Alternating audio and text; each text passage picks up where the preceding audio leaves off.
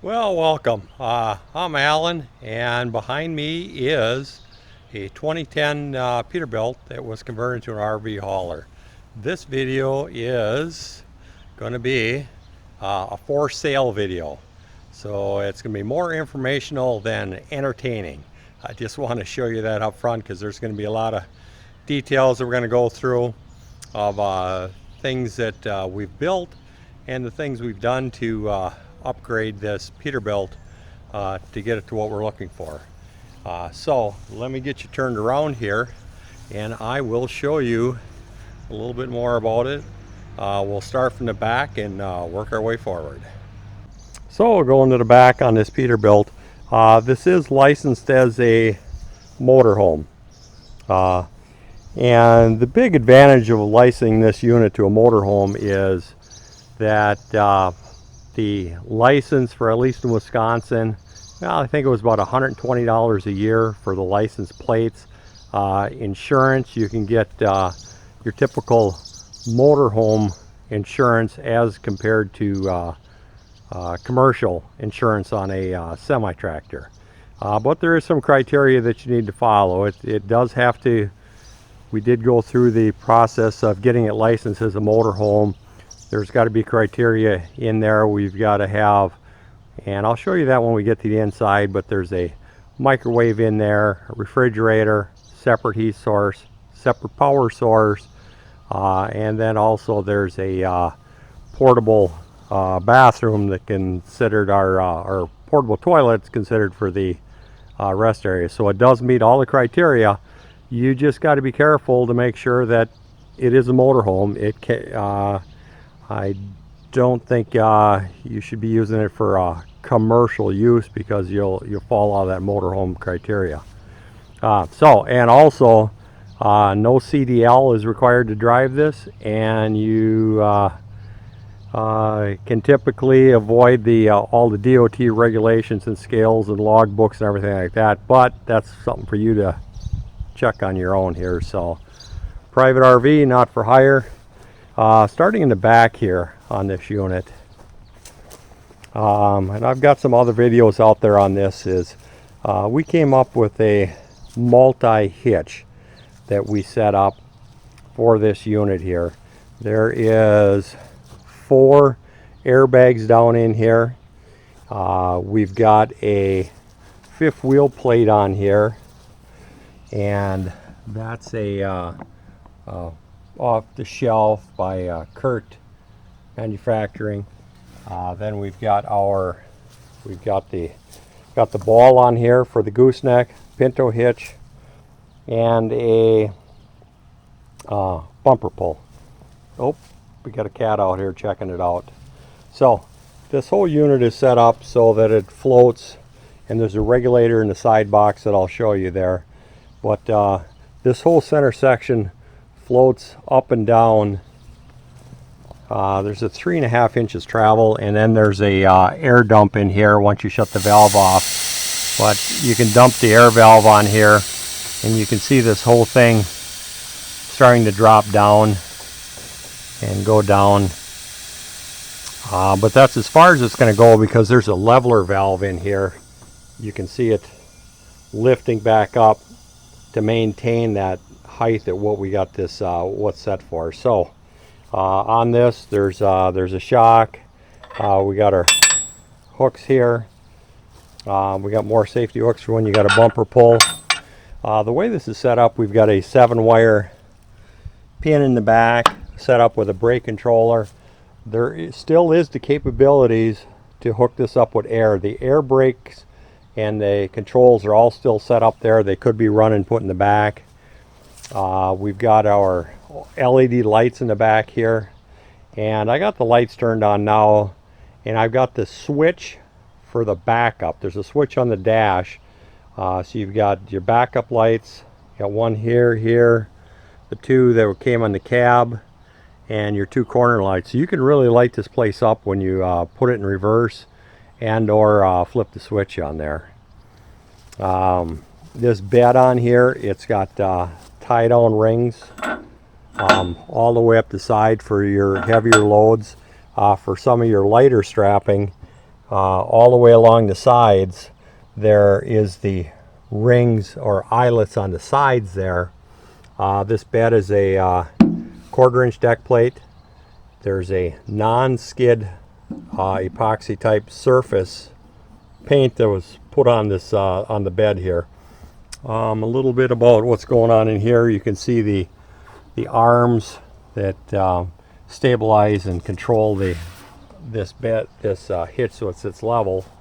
A little more about the bed here. 1/4 inch sides, and the length on this particular bed here, let me just get the tape measure out here just so you can see what we got going on here. The length is 11 feet to the flat, and then you're about 14 foot 10, and all the way to the back bumper you're at 16 feet overall as far as what you've got back there. So you'll be able to put a smaller vehicle on there, and you'll still be able to utilize the fifth wheel. And if you've got a little bit longer vehicle, you're not going to be able to utilize the fifth wheel on there, but you may be able to use the ball, the gooseneck, or the bumper pull.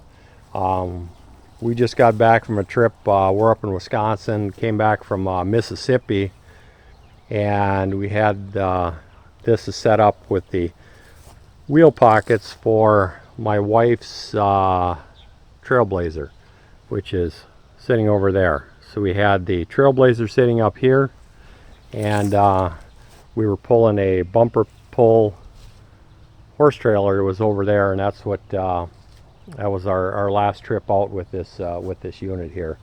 If you, like I said, with a shorter vehicle, you can push everything shorter and you can utilize the hitch a little more, but that's sort of up to you to figure that out, how you're going to utilize it. So the back end, working our way forward, we've got 4 airbags on here, down in here, and then also there's 4 shocks, and the airbags are set up with a regulator on the side box there, so you can turn your airbags down. Instead of running your typical 120 pounds in there, I usually run these airbags at about 60 pounds, and what that'll do for you is it'll just really soften your ride out a lot. You just got to be careful you don't get too soft if you've got a load on top there, because then it gets a little, you can just sort of moving around yet. So you just adjust your airbags accordingly to how you need those set up. Coming around the side here, the rear axle, the brake drums have been replaced, the brake shoes, the brake kits, the canisters, wheel seals, everything was done on there. Also in the drivetrain, U-joints were changed out, seals were all changed out.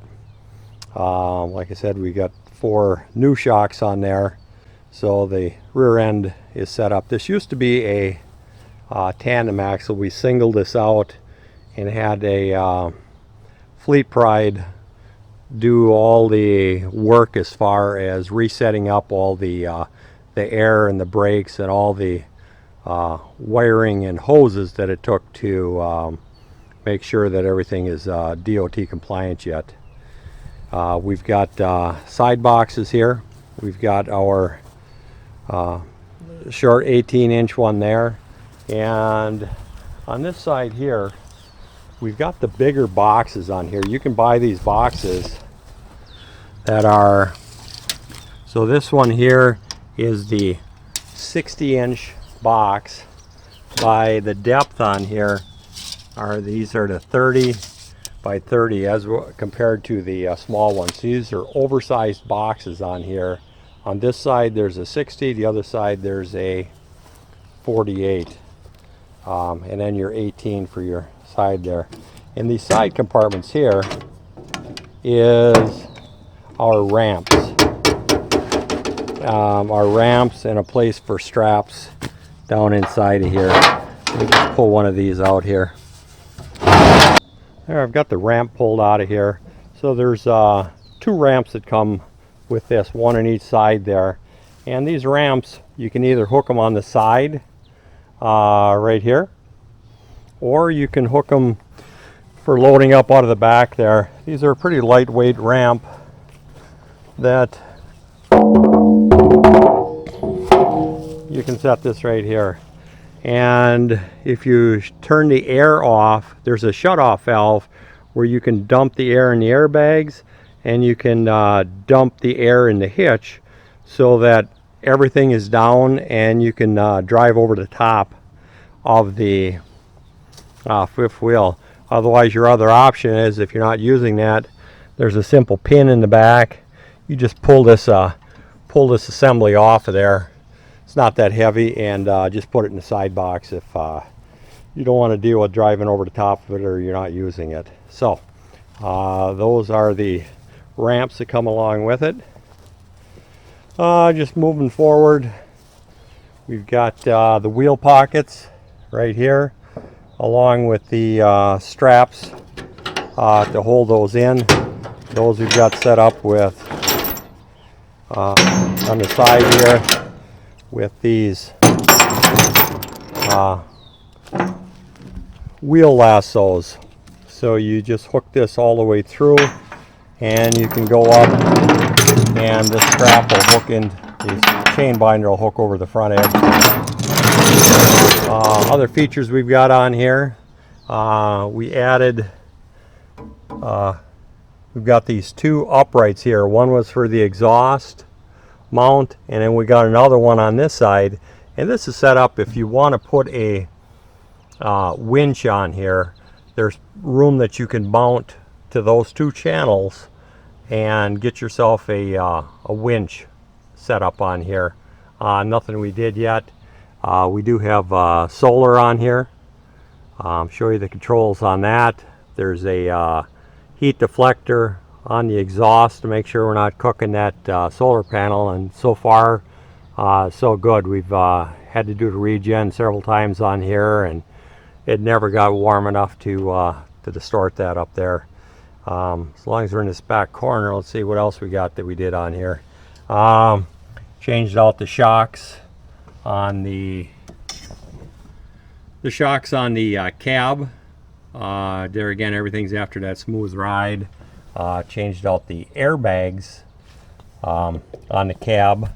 Also back here we've got our shore power. We've got a 120 volt inlet, and that will charge a battery charger in there, and also power the plugs on the inside. And then also right here we've got a air hose. I've got it wrapped up right now, but this air hose here, this can be used to fill up with shop air, so you don't have to charge up the airbags and your primary and secondary system in here, so you don't have to leave it idle inside to charge it up. Or you can use it for air supply if you have to pump up some tires or something. You've got air to the outside here. It's got two fuel tanks in here, one on this side, one on that side. Moving forward here, let me get you into the side door here, and I'll show you a little bit about what we got going on. Oh, one other thing back here. We added these light boxes on the back here, so you got directional brakes, turn signals, so that you can really visible when at night. Plus we've got all the LED lights along the sides right here to light this up. That way you're seen. So in this side box here, well, on the inside here, what we've done is taken the original trailer wires that were set up for the semi-trailer, and we pull those wires up here and we put those in a junction box, and then we took the wires off of here and we ran those to separate circuits.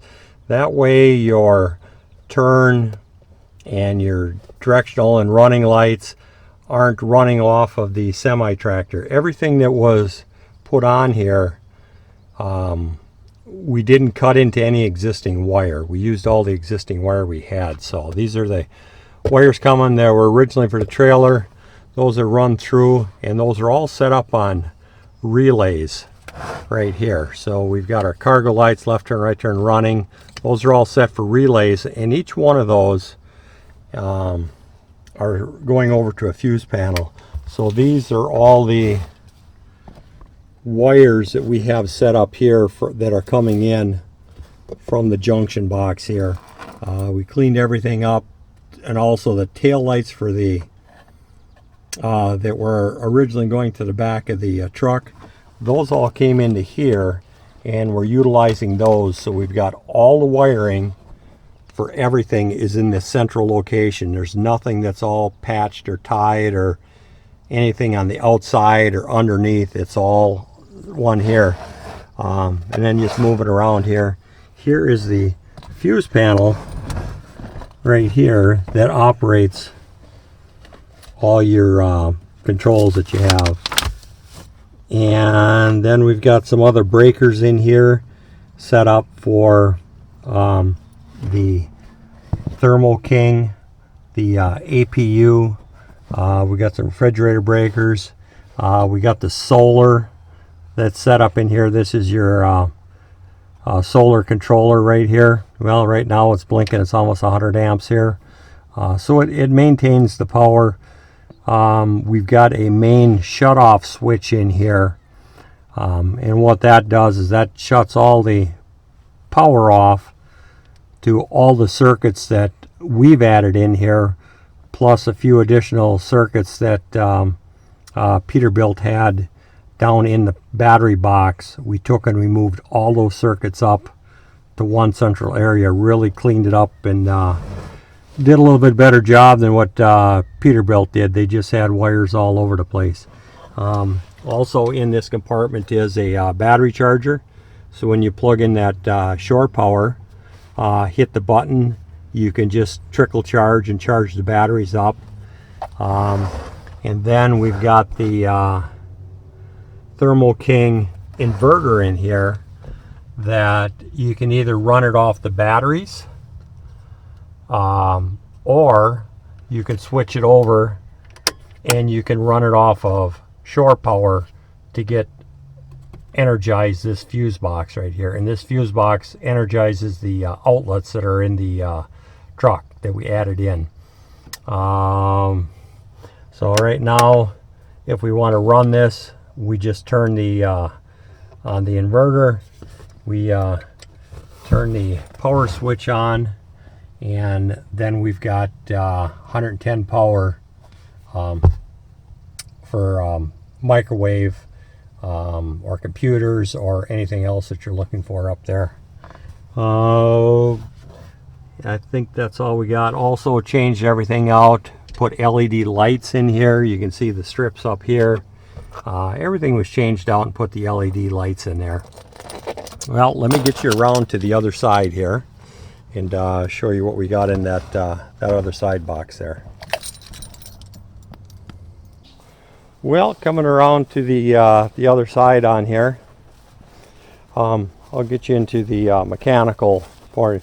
License plate is on a little swivel on there. Here's the 48-inch box, and I guess before we get into the side box over there, I'll talk the APU. This is a Thermo King APU. It does a couple things for you. It's set up to run a diesel heater for inside the bunk, and then also there's a alternator on the back side that charges the system up. And then also when the APU is running, it sends warm water up to the motor. So in cold weather, you start your APU up, let this run, it will preheat and warm up the water for your for the motor. This APU has I think it was 13,700 hours on here, which is 13,700 hours less that the big engine had to run to keep whoever was in there either warm or cool. Now, one thing, the AC portion of this APU is inoperable. It does not work. The condenser that was up there was leaking, so we took that down. I'm not sure what it would take to get the air conditioning portion of this APU up and running and functioning, but I was just utilizing it for the alternator version on here. And if you're just going to be running with the alternator on here, I highly recommend putting an idler pulley on there so that you're not turning the air compressor, because I'm not sure if that air compressor is meant to be, or the AC compressor was meant to be used as an idler pulley. So that's something that may have to be done on here. So anyways, it's got a good APU. I'll show you how to fire that up when we get around to the inside. This side here, as you can notice right up there, that fairing used to go all up when we were on there. We took that off of there and just tapered that back, but we never did send that in and repaint that particular area up there. But at this price point of what this is at, there's a little left in your budget. You can definitely take this in and do a little fine tuning on the body, some of the chips and dings on here, and it needs a good washing. I've been using it and haven't washed it up too much. On this side we've got our 48-inch box, and inside of this door, this is our mechanicals. So inside of here,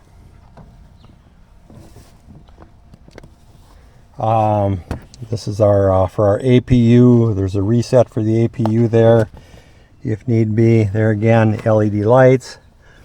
This is set up right here with the air hitch, and this one is the air bags. So what you can do, for instance, on the air bags, right now they're set at about 60 pounds running pressure. If you need to dump the air bags, literally shut this valve off and you bleed this off, and it takes a little bit, but then it'll start settling out. But here's the shut off for the airbag. You can see that. So this will do those 4 airbags in the back to play with your ride, the stiffness of your ride. Like I said, we run it about there. You got a heavy load, top heavy.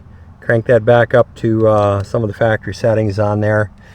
The air hitch, we had a heavy load on there. We had a 24,000 pound trailer on the back of here with a monster truck and a Jeep, and that's why we had that pressure turned up to let's see, we had it turned up to 100 pounds.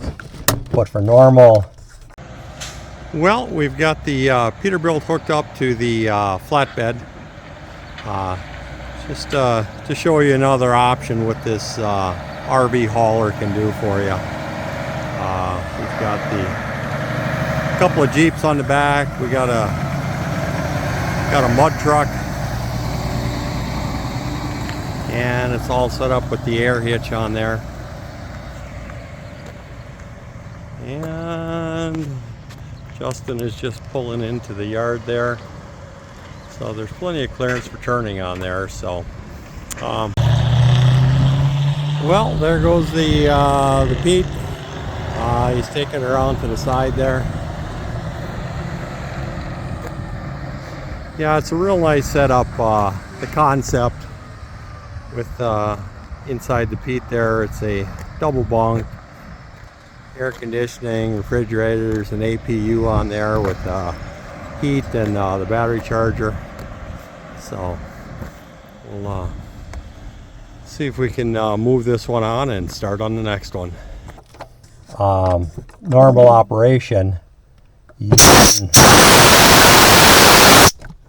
can crank that pressure back down a little bit on there.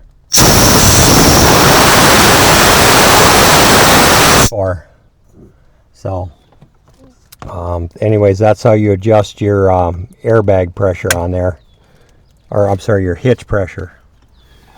Otherwise, pretty straightforward. I know there's some different items that we had added into here. We got a spare belt for it, and I'll show you inside the motor. More fuses, bunk fuses type stuff right here. So going around to this direction here, let's see what we got. I never did check to see if the CB, there's two antennas on there. There's up on the dash, there's a mount for CB and the wires inside. We never did hook a CB up in there. This is set up with, you have to use a key to lock it and unlock it. Just had brand new tumblers put in on both sides because they were a little bit sticky. That way you can lock this up. There is a side box in here with storage. Just got a couple of bins in here, extra oil, antifreeze, things like that. So coming around to this side here,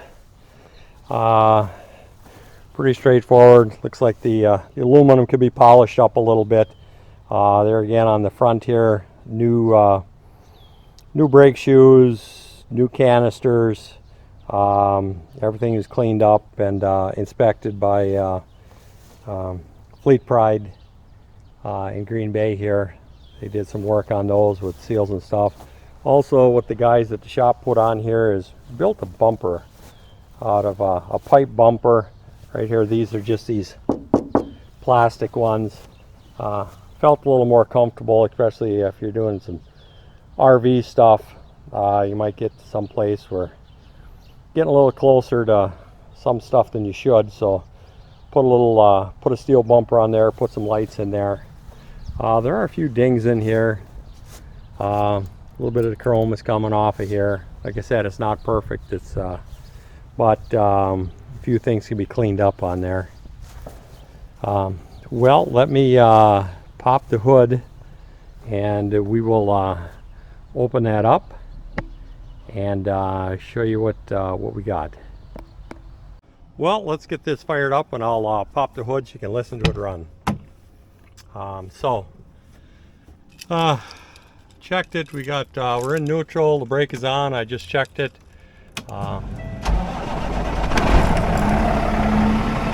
Fire it up, and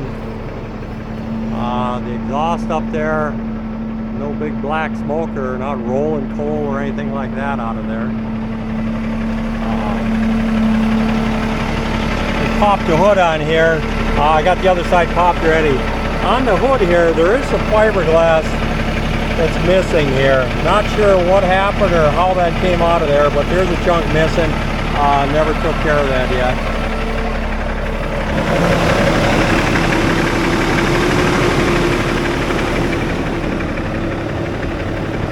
Pop the hood open. Here's what we got. You probably can't hear me very well. Well, I popped the oil fill off of here. You can see we don't have big white smoke coming out of the oil fill as far as flow line goes.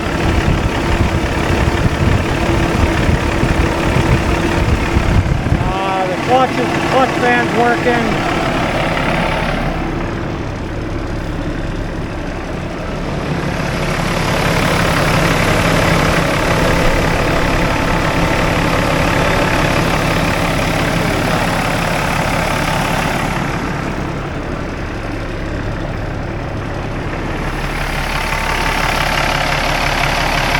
Well, I'll get this shut off, and I'll go through a couple of things on here.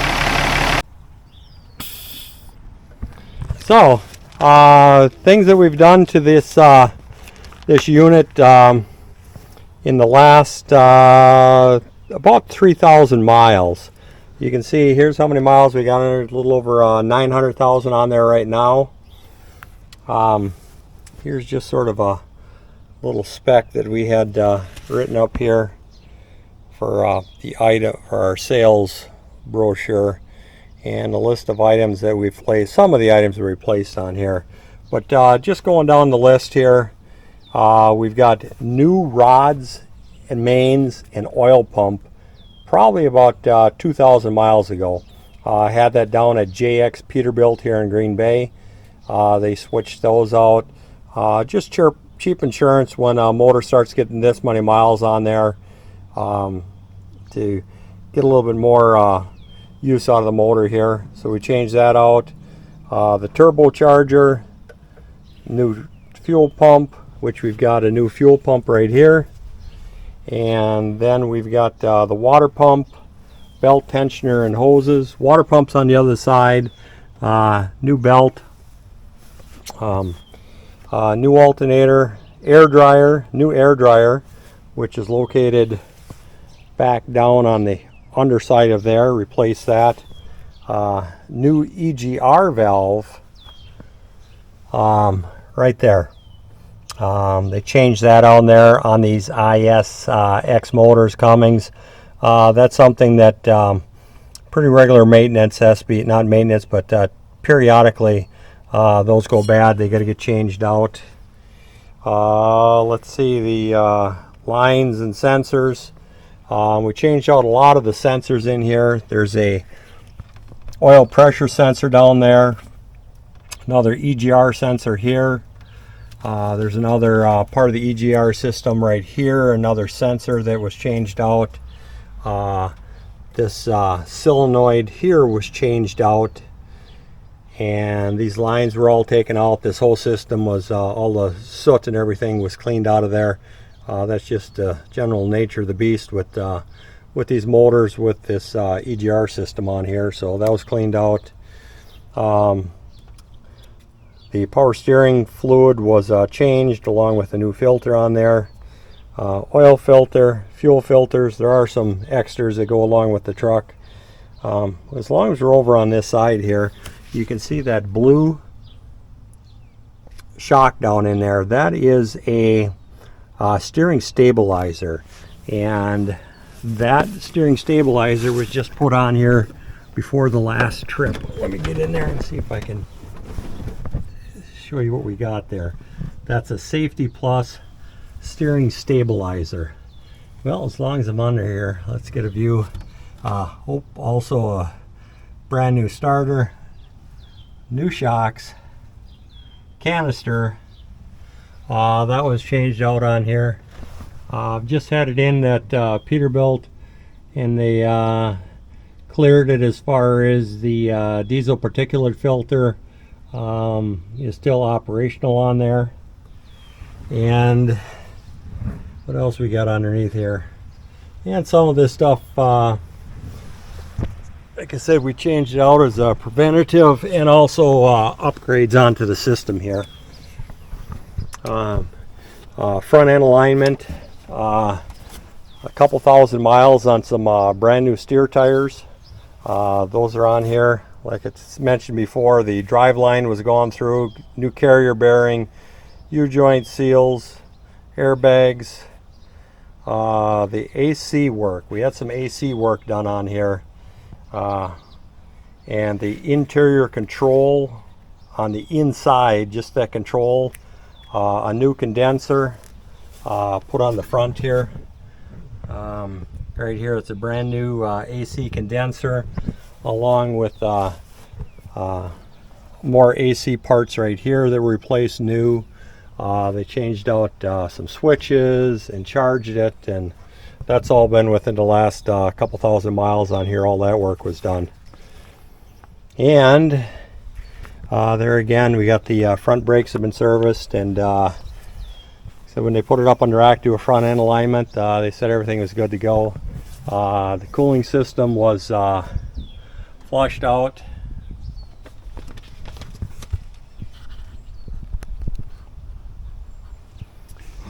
The cooling system was flushed out, and this is what we're running in right here now. It's a extended life. It's supposed to be some million-mile antifreeze in there. That's in the system. Replaced as many hoses as we could get at. There's one of the hoses there. And coming around to the other side here, some of the stuff that would replaced. There again, we got more hoses, more sensors down in there. Temperature sensing unit. There's two of them back in here. One is a sensor, one is the actual temperature gauge itself. Brand new alternator on here, and new shocks. There again on this side here, we changed brand new turbo. It's a Cummins turbo. New actuator. And all these lines, there's just half a dozen lines that go to feed this turbo. All those lines were replaced at the time we changed out the turbo on there. Also, we've got the water pump, which is right here. So this water pump was changed out along with the tube that goes through here. I'm pretty sure we did something with the block heater. That might have been changed out. The down tube here, that was all changed out and new. On the back side here, there's an EGR dosing valve buried back in here. Our DEF, that dosing valve, that was changed out in there. New air cleaner. So yeah, we've changed out as much stuff as what we could under here just to make it a little more reliable, increase our odds of getting down the road and back. So that is the motor on the Peterbilt here. Oh, also the had it down at Peterbilt there, they ran the rack on the top end there, adjusted the valves, took a look at the injectors on the computer, and everything looks good on there. So all we got to do now is now we've got a runner. Well, as long as we're on the front end here, these headlights assemblies were changed on both sides. This mirror was changed out, that's new on here, and the batteries were changed out, and this battery box is cleaned up in here. Right now there's what we've got is 4 new batteries in there, and those are the AGM batteries that are in here. And it's a pretty brand name. These are pretty expensive batteries. I think this group of batteries, I think we're looking at, it's about $2,000 for these batteries in here, for these AGM batteries. Reason being is because we got the solar on there, and we're just trying to run off the batteries a little bit more than normal. So, and also in here, if you notice, a normal compartment underneath here for these Peterbilts and a lot of these semi-tractors, they got all the fuses and lines and all kinds of clutter down here that probably shouldn't be down here, just for it's too close to the road as far as getting salt spray and everything on there. All those breakers and everything were moved up into the side box there, like I showed you. And that was some of the APA lines and different power lines. It was all cleaned up. So a real nice clean battery compartment in here. This was all taken apart, disassembled, cleaned up, repainted underneath, and fixed up. And you've got your little power going in for your block heater for your motor. Also LED lights. We've got them along the sides there. Changed all those out. Got all the running lights. I got all those bulbs checked out. Everything's working on the running lights. Well, let me get you inside and show you the interior. Well, getting up into the inside on here. Get you up in the control seat, and I'll sort of start with this end here. We've got two air ride seats in here, and it looks like I didn't make the bunk from the last trip here, but let me turn the key on here so we can see what's going on. Turn the blower unit off here. These are the back lights. We turn those off there.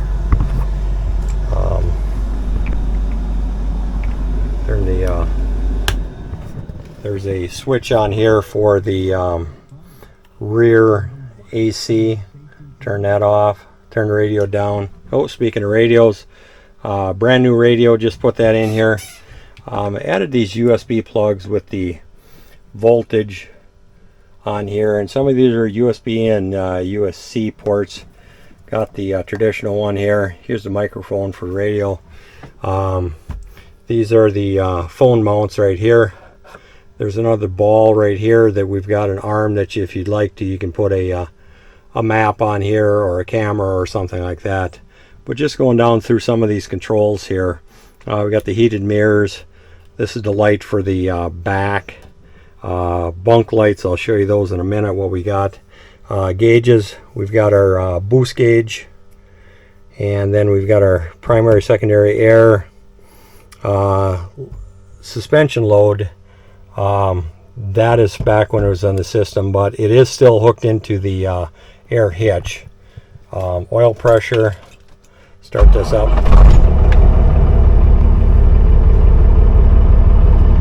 And we're about 38 pounds right now is what the oil pressure is at in here. Well, let me get you in here and show you the dash here. So, we got 7.9. That's been sort of the average for the last, I don't know how many years it's been since this has been set. That's the overall average. The last trip I was out, that bumps up to about 8.4. I don't know what the actual mileage is per gallon. We get out there on an average, but it's not too bad considering you're about the same as some pickup truck with a heavy load on there. Just going through the gate, through this. Got the RPMs, trip information, truck information, diagnosis, no faults found, no warnings, and the time. And here is the hours that are on this unit right now. 18,800 hours on the motor, and which would be a whole lot more if this truck started out life without an APU. So the hours are down. There's our mileage right there. Set up.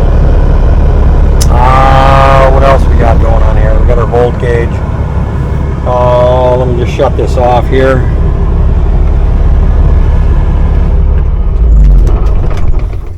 So other things in here is set up with some lights in here.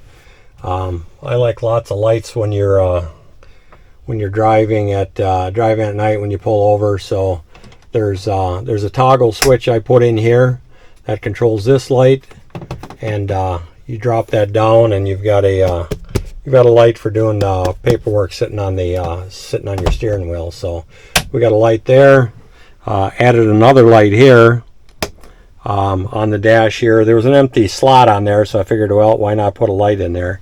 Put another LED light on the bottom. I changed all the bulbs out on the inside. These are all LED lights now compared to the incandescent that Peterbilt had. Also on the side door lights down there, those are LED lights as well. And what else we got going on here? Oh, the transmission in here. I guess this is considered a 9-speed with the splitter on there. Oh, let's see, what do we got going here? Another USB port with a gauge on here. Like I said, we had an air ride seat over here. This unit's got a little storage on top here. I didn't clean out everything in here. Didn't make the bed. I've been using it in here. Let me turn some more lights on. There's a light over here for the bunk in the back. What was in there was a single incandescent bulb. I put 3 LED strips in there just to get some more light back in here. This is the portable toilet that I was talking about that makes you a little bit more compliant as far as being a motorhome. So this is a toilet with a, not even out of the package yet, still in the package, so it hasn't been used. But this is one that you put water in it. And in the side box over there, I've got a gallon of RV antifreeze to use in there. So it's a flushable portable toilet. Also, we've got some more LED plugs in the back here. Let me get you around the back here. We got another LED plug in the back here. And outlets, we've got a 110 outlet right there, hooked up off the, either runs off the inverter or shore power.